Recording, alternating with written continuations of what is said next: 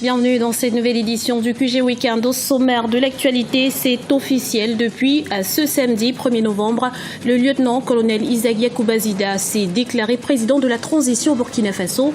Une prise de pouvoir contestée par l'opposition et une partie de la société civile. Qui sera le prochain secrétaire général de l'Organisation internationale de la francophonie? L'élection aura lieu le 30 novembre prochain à Dakar lors du 15e sommet de l'organisation. Et au total, ils sont 5 candidats en lice pour ce poste de secrétaire général de l'Organisation internationale de la francophonie. Parmi eux, l'équato-guinéen Augustin Zéfoumou que nous recevons sur ce plateau. L'Union africaine, la communauté économique des États de l'Afrique de l'Ouest et l'ONU se prononcent en faveur d'une transition conduite par un civil au Burkina Faso. Une position qui va dans le sens de les manifestants et de la société civile qui appellent à la manifestation. Voyez ce sujet de Ibrahim Ndiaye. L'Union africaine, la communauté économique des États de l'Afrique de l'Ouest ainsi que l'opposition souhaitent une transition civile conforme à l'ordre constitutionnel et aux normes sous-régionales au Burkina Faso. Ce dimanche matin, l'opposition a convoqué une manifestation sur la place de la Nation, rebaptisée Place de la Révolution par la rue burkinabé.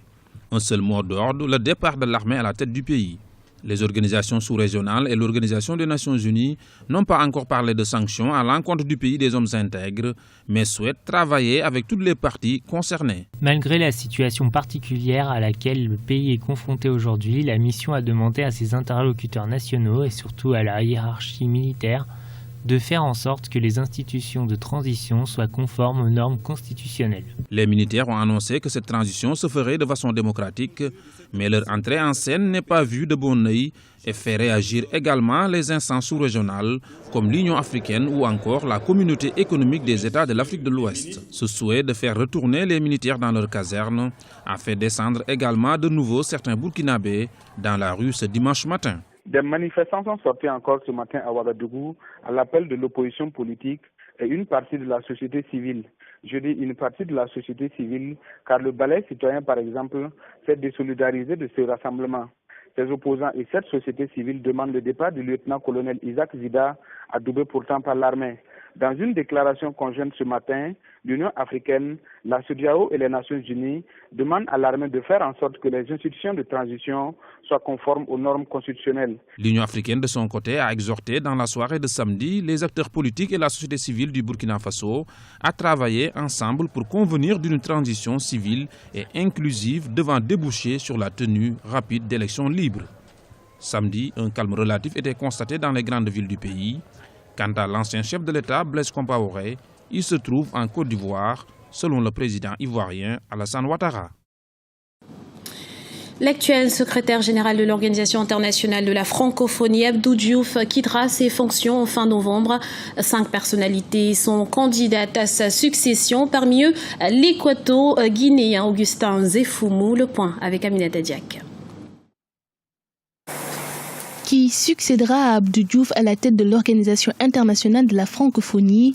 Élu en 2002, l'ancien président sénégalais arrivera fin novembre 2014 à la fin de son 3e mandat de 4 ans.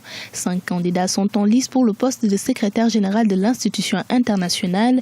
L'ancien ministre des Affaires étrangères de l'île Maurice, Jean-Claude de Lestrac, l'actuel ambassadeur du Congo à Paris, Henri Lopez, l'ancien président burundais Pierre Buyoya, l'ancienne gouverneure générale du Canada, Michael Jean, mais aussi le sénateur équato-guinéen Augustin Zéfoumou qui mise sur la diversité qu'il dit incarner.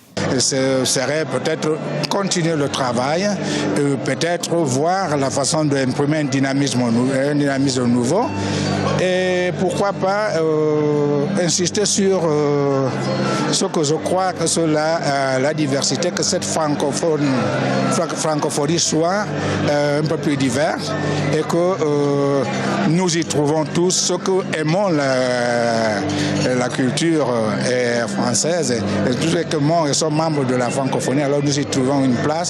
Par ses enjeux politiques, culturels et économiques, le poste de secrétaire général de la francophonie est devenu stratégique. Cependant, pour certains spécialistes, il ne fait pas encore l'unanimité au sein des candidats africains.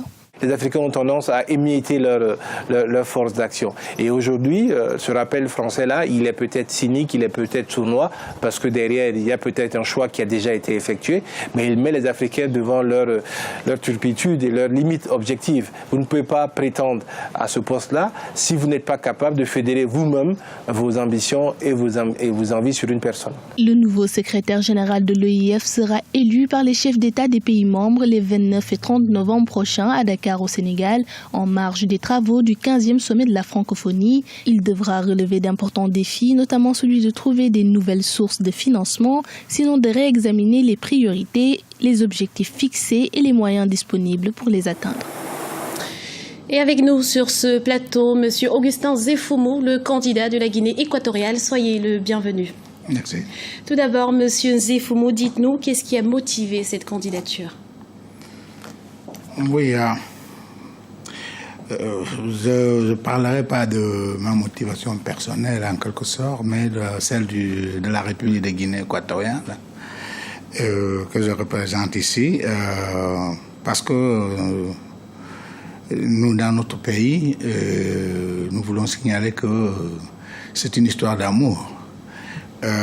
Il y a des francophones en Afrique qui ont hérité de la francophonie et de la colonie, mais en Guinée équatoriale, c'est une manifestation d'amour, manifestation que la Guinée équatoriale a fait réalité en intégrant la francophonie.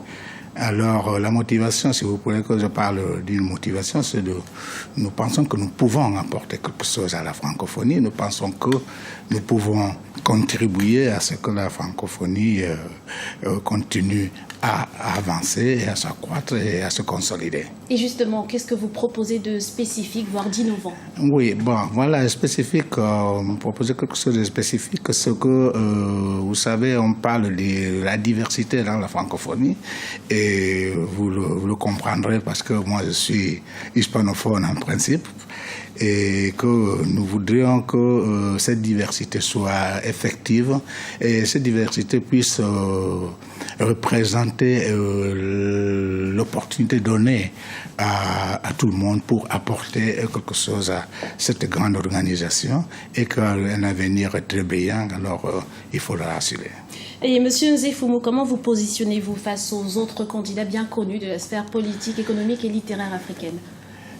Moi, je ne parlerai pas de me positionner ou pas, parce que je suis venu, et la Guinée équatoriale est là pour offrir la possibilité de contribuer.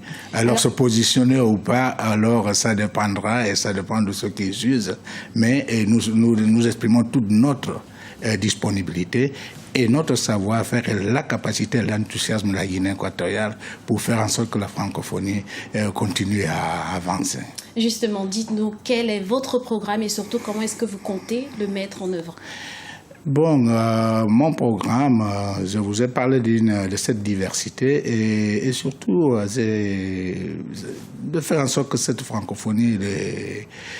Et je voudrais signaler une chose. Nous, quand nous parlons de francophonie, je crois que nous étions beaucoup sur l'aspect politique, mais la francophonie, c'est plutôt culture.